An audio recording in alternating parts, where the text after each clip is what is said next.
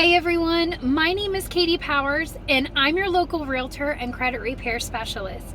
Today I want to talk about earnest money. What is earnest money? Why do we need earnest money? And where does it go? So these are top questions that I hear from my clients when it's time to write an offer on a contract. Everybody gets a little nervous when your agent starts asking to write checks.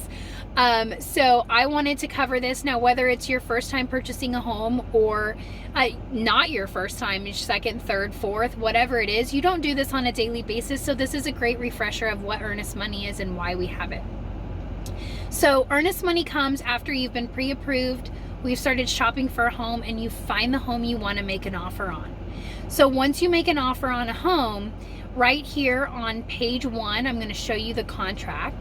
Page 1 at the bottom of the page, it shows the spot for you to input how much earnest money you're putting down and to who it's going to. So earnest money here in Texas is typically 1% of the sales price. So for example, if you are buying a $250,000 home, your earnest money would be $2,500, which it's listed right here. So the title company is usually determined by the seller or the listing agent. Now, can you change the title company? Absolutely. However, I have found, especially in our market, as competitive as it is right now, rocking the boat over a title company is not always the way to go. So it's usually best practice to use the title company that the seller or the listing agent has already listed. Just a side note on title companies are a third party. They don't work for any party. They don't work for the buyer and they don't work for the seller. They are a neutral party. So a title company is a title company. So from there, here on the contract, we'll write $2,500 to Denise Smith, which would be an escrow officer at Providence Title. She works at Providence Title. So what earnest money is, it is your good faith money. It is you telling the seller, today I'm writing this contract on your home because I have every intention of purchasing your home. Here is good faith money showing that I am ready to buy this home. This money goes to title, which in this case would be Denise Smith at Providence Title. She holds this money in escrow. What an escrow account is it's money on hold. So this money is always still your money. So let me say that again. Even though Denise Smith at Providence Title has this money and she has deposited this check, it is still your money. And we'll cover how it's still your money a little bit later in this video. So it's still your money. Now, we write this contract, we send it over to the seller accepts. Congratulations. You now have an executed contract. An executed contract is a contract where the buyer and the seller have both signed and dated the contract. Once you have that, it goes to title. That contract would be sent to Denise in this example. And at that point, you as the buyer have 3 days to get your earnest money over to the title company. Now, there are multiple ways to get the money over. And in my experience, when you find a house that you love and you're excited, getting money over to title shouldn't be a big deal. Most of my clients tend to get it over the very next day because they're excited and they want to make sure that they're showing the seller, we're buying this house, we're excited, right?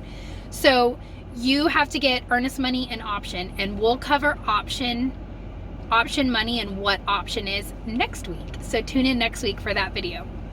But for today, we're just covering earnest money. So you'll get earnest money into title within 3 days of the executed contract. And here on page 10 is where the title company will receipt your earnest money, which means they are showing a receipt that they have received your money and it is going into an escrow account. Now, that is the what is escrow, and the why. where is it goes into title, as we discussed, and how it is still your money is if you choose, let's just say for this example, we do an inspection and there's just things that were unforeseen that the seller's not willing to fix or are too big of a project. So you decide, you know what, this isn't the home for me, let's keep shopping. We terminate the contract and you receive your earnest money back. The title company would write you a check and you would receive that money back. So once again, the money's yours. Now, if we go the other way and you decide to purchase the home, we do inspection, we do appraisal, everything's great, we're a week away from closing, your lender will get you a closing disclosure.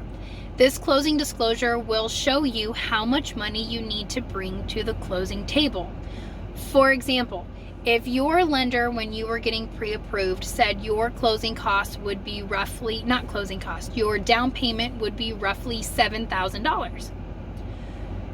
Your down payment now on the closing disclosure shows $7,000, and then it will show subtracted the $2,500 that you put down for earnest money. So that money that you put down as good faith also goes towards your down payment. So once again, the money was always your money. Now, one tip, because we live in a different world, I have found multiple times, I came across this problem when I bought my own house. Not everybody has a checkbook anymore, right? We have cards. Why do you need a check? Who writes checks anymore? Well, you need it in real estate. So if you don't have a checkbook and you're thinking about purchasing a home, I would suggest popping by your bank or going online and ordering a book of checks. They're $5.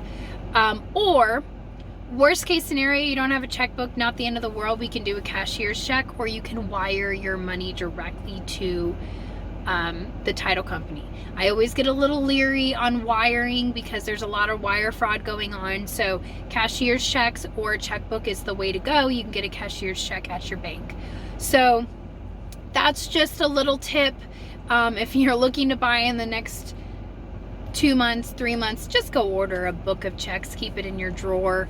It's good to have. You don't need to balance your checkbook like my mom always did. But that is my 2 cents on what earnest money is, why we need it, and where it goes. If you have any questions about this or are interested in purchasing a home and would like to speak with me and make an appointment for a buyer consult, I would absolutely love to speak with you and learn about your goal and what you're looking for in a home.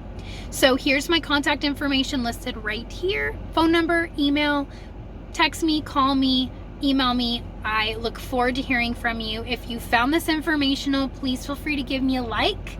I would really appreciate it. And if you would like to learn more and watch more of my videos, please subscribe to my channel. Thank you guys so much, and I look forward to hearing from you. Have a great day.